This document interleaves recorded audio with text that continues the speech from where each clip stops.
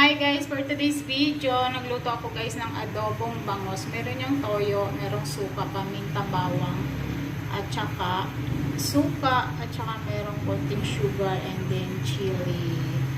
Ayan guys, mamaya yung finished product niya. Adobong bangus. Guys, kumukulo na yung ating adobong bangus at ang bango. Ang sarap ng amoy niya guys.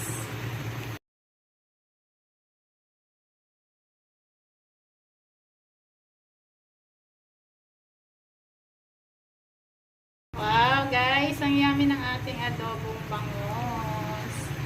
Ayan, guys. Kakatikatihin pala natin guys yung sabaw niya kasi masyado siyang marami pang sabaw. Hi, guys. Ito na nga ang finished product, guys, ng ating adobong bangus, guys.